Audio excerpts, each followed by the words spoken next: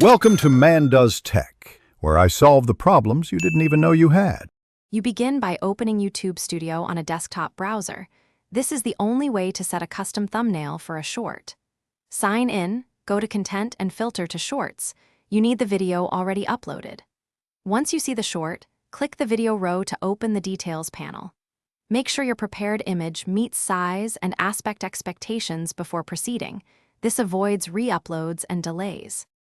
Now, inside the Details screen, scroll to the Thumbnail section. You'll see default auto-generated frames.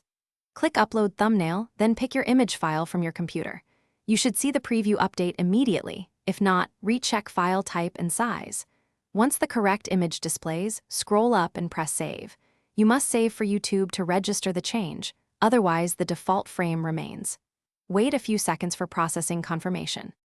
After saving, open the public video page or refresh the Studio preview to confirm the new thumbnail appears.